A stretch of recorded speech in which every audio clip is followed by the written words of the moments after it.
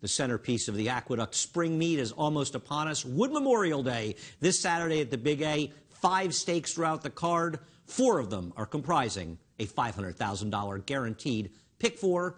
The Wood is the 3rd leg of that pick 4. And remember, you play through m.nira.com. You'll be eligible for that 20% winner's bonus of up to $100. One more of many reasons to be joining nira.com to be making your wagering. The sequence starts out with the Gazelle, 1 1/8 for 3-year-old fillies. It's our prep for the Kentucky Oaks. Chad Brown appears to have a stranglehold on this race. He's got Claire de Lune off of a very impressive win. Now, she'll have to deal with the speed of Bernick's Bank, a horse with a lot of speed, coming off a layoff and trying to stretch out for this race. No small task. Claire de Lune, if she can rate behind her and it doesn't tax her too much, she becomes the horse to beat. But I prefer Chad's other entry, the 2 Lewis Bay. She won the Demoiselle on this course last year at 1 1/8. Now, she slowed up and she got a little green late, but I liked her return race when it's sort of a good trip second to Catherine Sophia. I think she's the horse to beat off that. I like 2-1, but I'll also use the 5, Royal Obsession, for trainer Steve Asmussen. She's only run 3 times, and while it doesn't appear she ran that well in the Rachel Alexandra last time out, she did have a wide trip that day against what was a very, very strong rail, a rail that the winner at 74-1 came right up to victory. 1, 2, and 5 to start the sequence out. I picked them 2, 1, 5. Second leg of this guaranteed $500,000 guaranteed pick 4 is the Bayshore.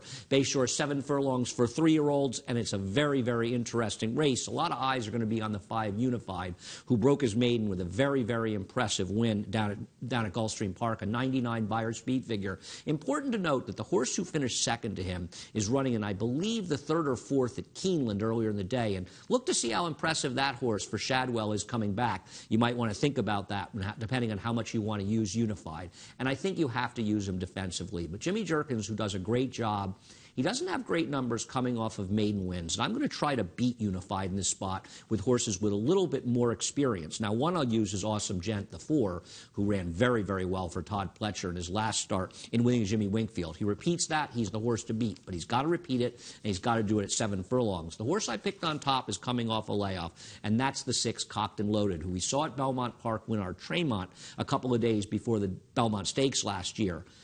He's actually making his return to the races since finishing a good 5th in the Breeders' Cup Juvenile, and he actually won going long in the Iroquois before that. I think he's better suited to these sprints, and he's going to get a good trip, and I believe he's going to run very well. I can't believe they'd ship him here for this big race if they didn't feel he was ready.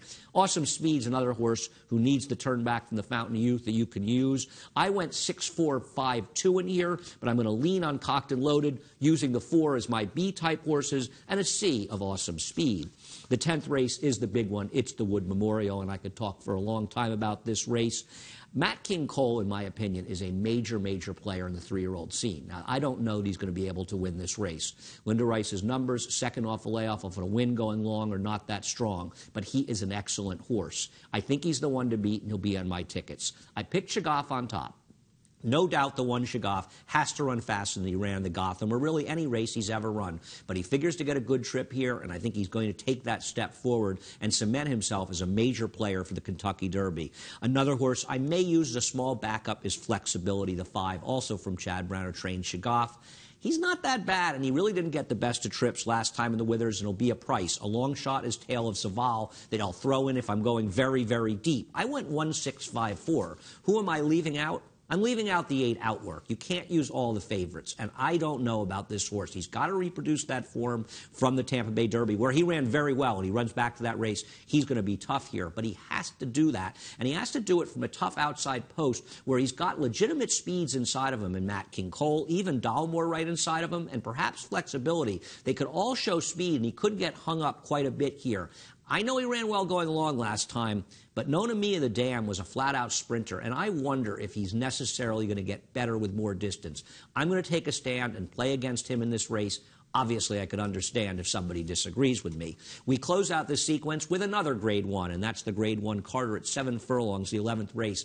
Easy for me to close this one out. I am using the 2, 5, and 7. The 2 is Majestic Affair. The 5 is Salutos Amigo. And the 7 is Calculator, coming in from California. Calculator was compromised last time when he broke slowly. He made a wide run, and I think he ran a good race for his second off a layoff. Third off a layoff might be his best start. But Majestic Affair ran extremely well when running second to General George last time because he was close to a hot pace that pretty much fell apart, where the winner, Paige McKenney, who's a very good horse and sort of a local horse down in Maryland, he got the good trip sitting behind him and just beat Majestic Affair ahead. There's going to be a terrific race. Saludos Amigos the one to beat. I like Majestic Affair. I went 2-7-5. All 3 will be on my ticket, and that's the $500,000 guaranteed late pick 4. And remember, 20% winner's bonus if you play on m.nira.com. Good luck.